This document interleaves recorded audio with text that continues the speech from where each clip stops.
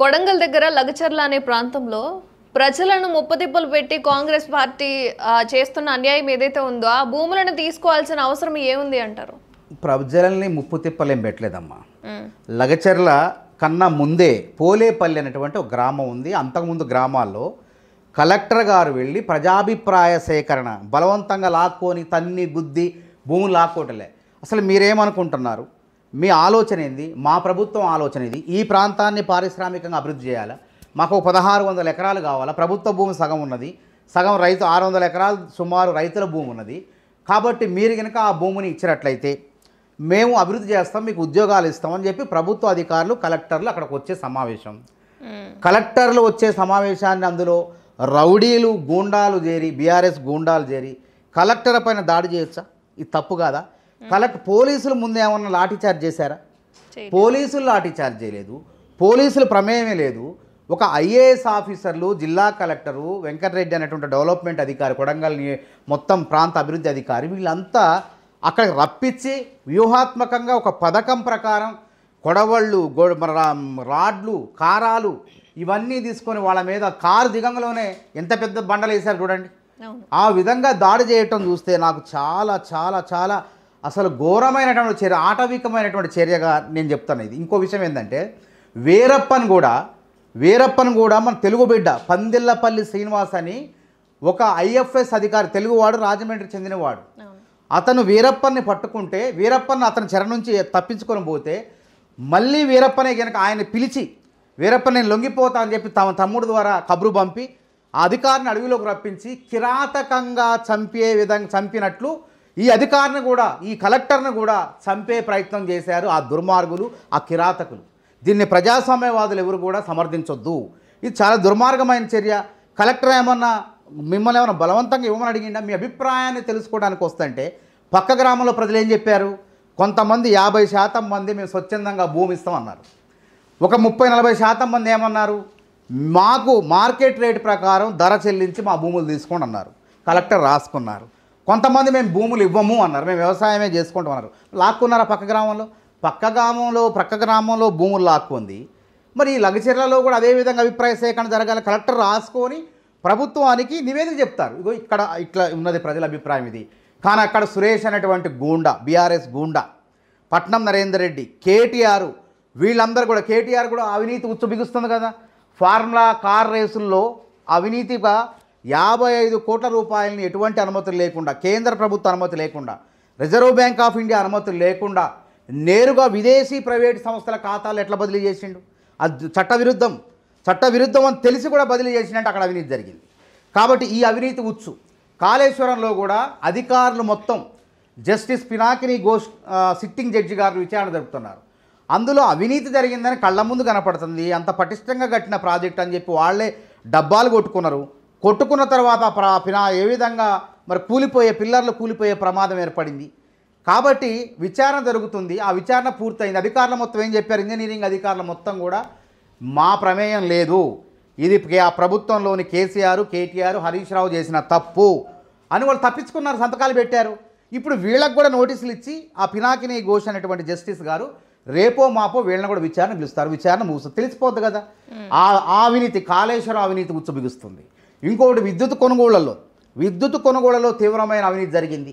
Private సంస్థల నుంచి అత్యధిక ధరలకు వెచ్చించి, తక్కువ ధరలకు కొనాల్సిన విద్యుత్తుని అత్యధిక ధరలకు వెచ్చించి అక్కడ కూడా ప్రజాధనాన్ని చక్కగా భోజనం చేశారు, వాళ్ళ జేబులో వేసుకున్నారు. ఆ అవినీతి ఉచ్చు కూడా బిగుస్తుంది. ఇంకొక అంశం ఫోన్ ట్యాపింగ్. ఎంతమందినమ్మ భార్యాభర్తలను కూడా విడగొట్టారు. ఇక్కడ నేను చెప్పాలంటే ఇక పేర్లు అనవసరం, చాలామంది కుటుంబాలు నాశనమైనవి. రియల్ ఎస్టేట్ వ్యాపారాలు చేసే వాళ్ళని బ్లాక్మెయిల్ చేసి వాళ్ళ దగ్గర నుంచి డబ్బు దండుకున్నారు. బంగార నగల వ్యాపారులని, వజ్ర వ్యాపారులని వాళ్ళని బెదిరించి వాళ్ళని భయభ్రాంతులకు గురి చేసి వాళ్ళ దగ్గర డబ్బులు లాక్కున్నారు. పోలీసులు కూడా ప్రభుత్వం చేసే పనులకు వాళ్ళు కూడా తెలుసుకొని ఆసరా చేసుకొని వీళ్ళు సొంత బేరం మొదలుపెట్టారు, సొంతగా పెరగటం మొదలుపెట్టారు.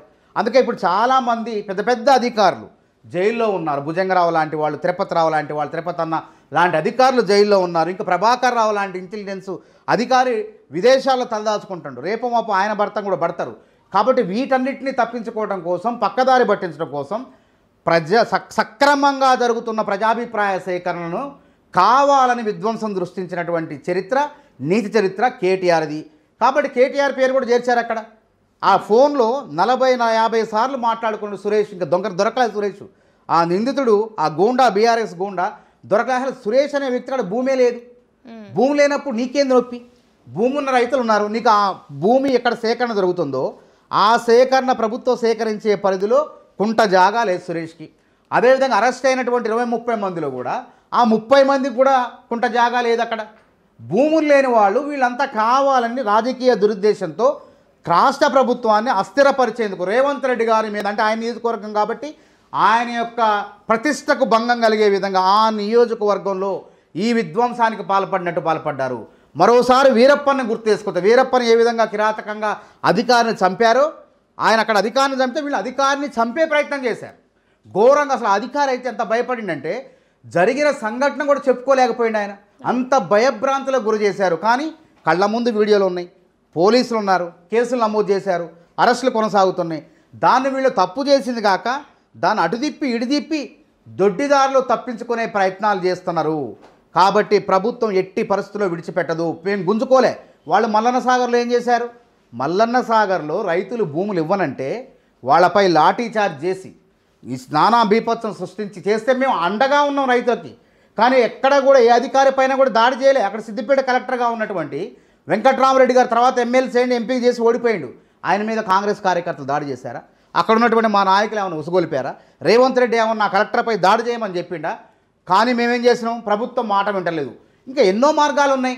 ప్రభుత్వం మనకు అన్యాయం చేస్తుందని ఒకవేళ అనిపిస్తే మేమేం చేసినాం? కోర్టును ఆశ్రయించినాం. రైతుల తరపున కోర్టును ఆశ్రయించి రైతులకు అండగా ఉన్నాం. మరి ఆ విధంగా చేయొచ్చు కదా.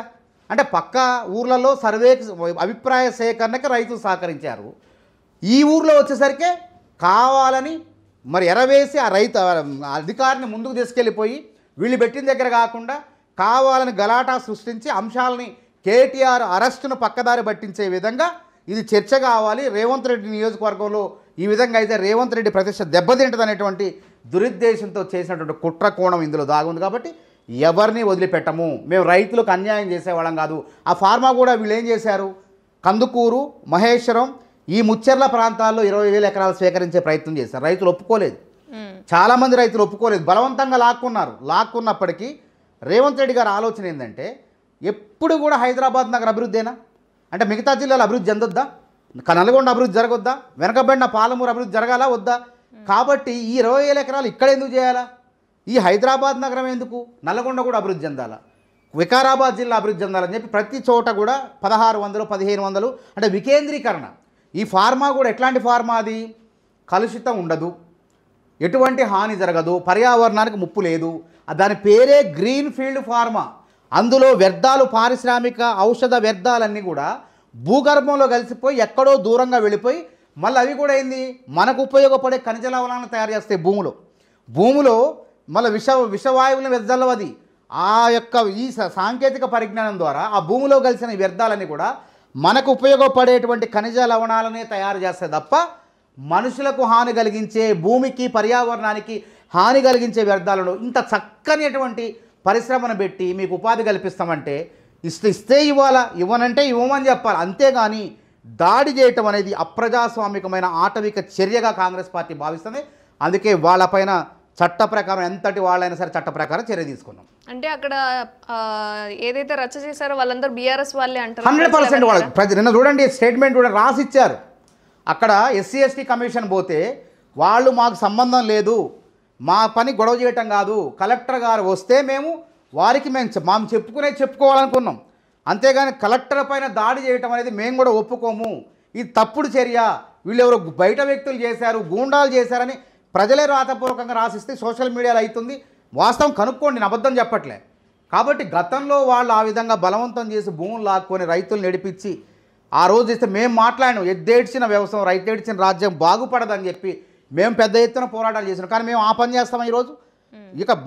ఇలా విజయోత్సవాలు జరుపుకుంటున్నాం. ప్రజలకు నిర్బంధాలు లేవు. ఏ టీవీలను కూడా మేము అధికారంలోకి వచ్చిన వెంటనే అప్పుడు ABN ఆంధ్రజ్యోతి, TV9 లాక్కొని కొనుక్కునే ప్రయత్నాలు మేము చేయలే.